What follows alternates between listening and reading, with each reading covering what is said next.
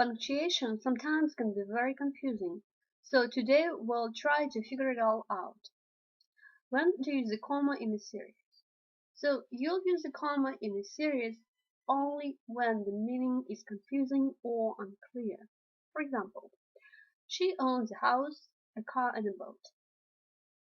Everything seems to be clear. Now what about the second example? She bought cheese, tomato and salmon. Did she buy 3 or 2 sandwiches? If she bought 3 sandwiches, you're going to place a comma before and. If she actually bought 2 sandwiches, you're going to omit this comma.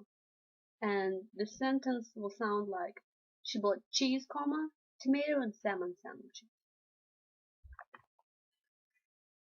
You will always use a comma after introductory clauses, dependent clauses, phrases and some words when those are placed at the beginning of the sentence. For example, after Maggie listens to the lecture, she decided to go to a park. After Maggie listened to the lecture is a dependent clause. It is placed at the beginning of the sentence. It's going to separate it from the main clause by a comma. If you move the dependent clause to the end of the sentence, like Maggie decided to go to a party after she listened to the lecture, you're going to omit a comma. In the second example, the prepositional phrase is used at the beginning of the sentence. Through the door into the building, the SWAT team charged. It's placed at the beginning of the sentence and it should be separated by a comma for the main purpose. And again, if you move the phrase to the end of the sentence, the comma is going to be omitted. You will always use a comma between two independent clauses when those are joined by a conjunction. For example, a dentist and her assistant discussed tooth care with the students, and they used Mr. Gross' mouth to illustrate their points. The sentence is a combination of two independent clauses because they make sense by itself. Can you say a dentist and her assistant discussed tooth care with the students? Yes. The second part is also an independent clause. These two independent clauses are connected by and, by conjunction and. That's why we're going to place a comma before and. Let's have a look at the second example. The dentist and his assistant discussed tooth care with the students and used Mr. Gross' mouth to illustrate their points. So does the second part of this sentence make sense by itself?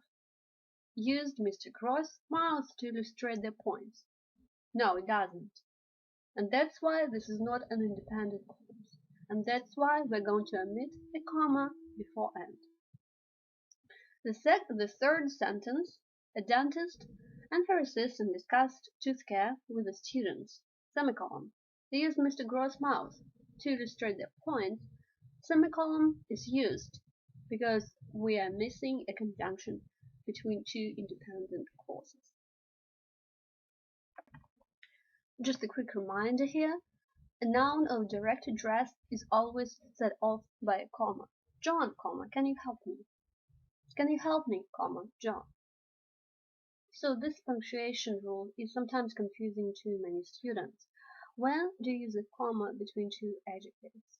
When you can reverse adjectives and put and between them, you will need to use a comma. So let's have a look at this example. The sleek spotted cat pounced on the mouse. Sleek, spotted. Can you reverse those adjectives? The spotted, sleek cat. Yes, you can. What about putting and between them? The sleek and spotted cat. Yes, you can. That's why we need to place a comma between them. What about a new stone wall was built? Can you say a stone new wall? No, you can't. That's why you don't need a comma in this sentence. You will often have to attribute your sources. So let's see how what punctuation you use in quotations. If this is an indirect quotation, we might not need any punctuation at all, like in the following sentence. The airline analysts say airfares will spike. However, If you're going to quote a sentence, you will need to use comma after say and surround your direct quotation by quotation marks. The airline analysts say, comma, airfares will spike as we have never seen before, period, close quotation mark. However, if your quote consists of two sentences, this quote needs to be preceded by a colon. The airline analysts say, colon, open quotation marks, airfares will spike very soon. Our customers should be ready for it, period, close quotation mark.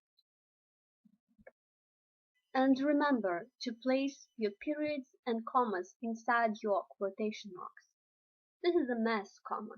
Close quotation marks is. What about semicolons? We will use semicolons between items in a series that has commas within the items. For example, the American flag is red, comma, white and blue, semicolon. The Canadian flag is red and white, semicolon. And the German flag is red, gold, and black. You will use a colon when you introduce a list of items. For example, we decided to buy 3 things: books, pens, and items. 3 things introduces a list of items. That's why it's followed by a colon. You will use dashes to set off a list or in parenthetical material containing commas in the middle of the sentence. So, the entire team dash, the linemen, comma, the linebackers and the defensive backs dash was tied after the game. We have a list of items: the linemen, the linebackers, and the defensive back. This phrase contains a comma. That's why we need to set it off by dashes. When do you use a hyphen? You use a hyphen between compound modifiers that precede the word they modify. So if one of your words ends in ly and it modifies an adjective, you will not use a hyphen. If very modifies your adjective, you will not use a hyphen either. In all other cases, if one adjective modifies another, these two adjectives